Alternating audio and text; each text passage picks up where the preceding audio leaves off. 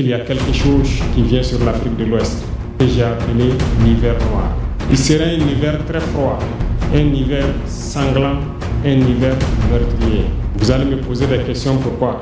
En ce jour historique à Bamako, lors du sommet de la Confédération des États du Sahel, un discours a marqué les esprits, réveillé les consciences et sonné comme un avertissement solennel pour l'Afrique de l'Ouest. Le capitaine Ibrahim Traoré a pris la parole avec fermeté, lucidité et courage, dénonçant les dangers imminents qui menacent nos peuples, appelant à l'unité, à la vigilance et à la résistance face aux manœuvres impérialistes. À travers une métaphore puissante, celle de l'hiver noir, il interpelle les Africains sur leurs responsabilités historiques, leur résilience et leur devoir de solidarité. Dans cette vidéo, nous revenons sur ce discours fort, sans détour, pour en décrypter le sens, les enjeux et les implications pour l'avenir du panafricanisme et de la souveraineté africaine. Restez avec nous. Ce jour si merveilleux qu'on se retrouve ici à Bamako pour la deuxième session du Collège des chefs d'État de la Confédération AES.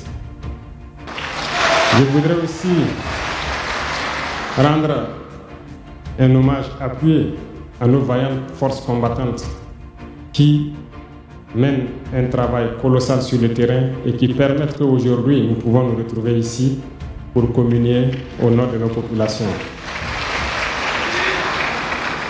Je vais m'excuser encore une fois de plus auprès de ceux que mes mots pourraient vexer, parce que je n'irai pas par le dos de la cuillère. Nous allons nous attaquer encore aux mots qui miment l'Afrique.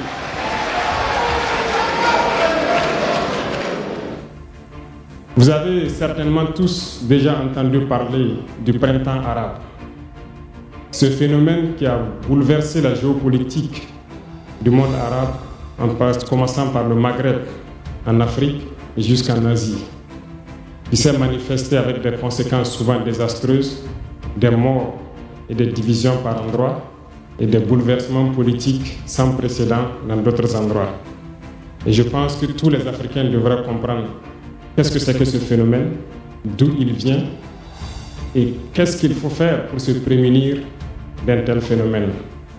Malheureusement, nous sommes au regret de constater que certains Africains ne se réveillent pas.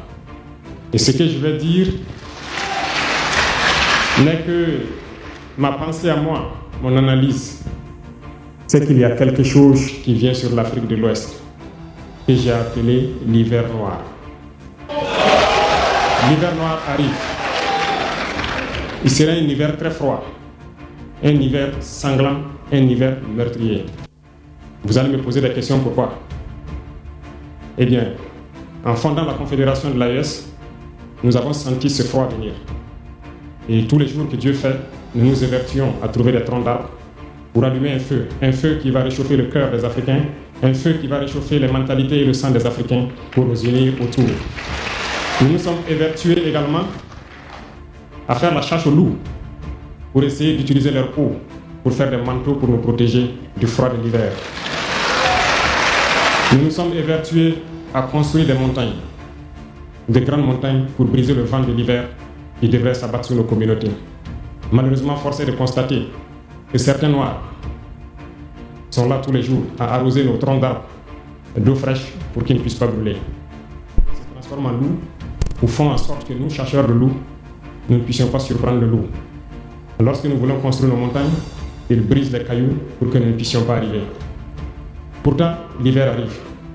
Et quand l'hiver viendra, devrions-nous permettre à ceux-là qui combattent de venir se protéger avec nos manteaux qu'on a confectionnés, avec les montagnes qu'on a construites pour nous protéger des vents, ou encore se réchauffer avec nous autour du feu.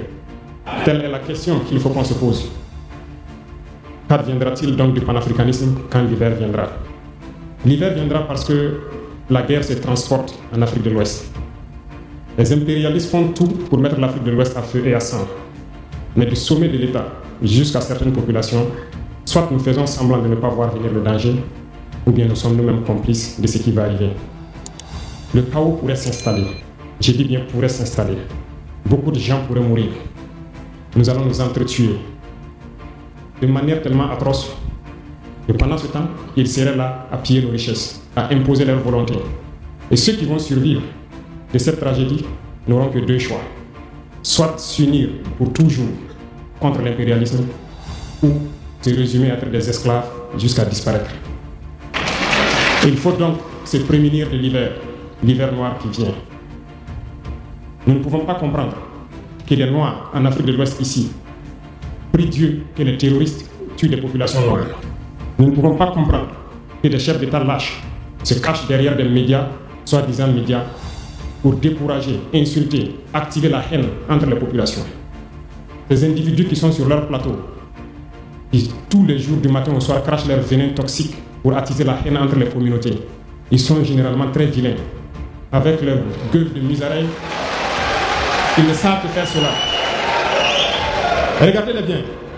Ils sont là avec des yeux de drosophiles sauvages. Tous les jours, c'est cracher du venin. Ils cherchent à diviser les communautés.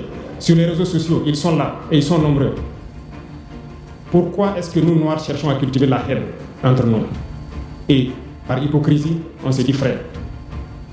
Il faut que nous puissions nous dire la vérité de manière très crue, quitte à ce que ça vexe, on va s'excuser, mais il faut que nous nous réveillons. Pourquoi est-ce que le noir est comme ça? Pourquoi est-ce que nous ne pouvons pas voir le danger venir, nous unir et nous prémunir? Pourquoi est-ce qu'il faut que par nos comportements, nous allions affronter ces dangers qui risquent de nous décimer? Mais d'autres ont fermé les oreilles, ils font semblant de ne pas entendre la politique de l'Autriche. Des peuples se complaisent dans la colonisation. Ils aiment cette domination. À peine s'ils n'appellent pas les impérialistes, venez nous coloniser, nous aimons être vos esclaves. Nous nous posons souvent des questions lorsqu'on voit les réactions. Ces pseudo-intellectuels décérébrés qui sont là à longueur de journée à entamer des débats en toute indignité, en toute malhonnêteté, comme s'ils ne voient pas la réalité des exemples qui se présentent à nous. Il y a plein d'exemples.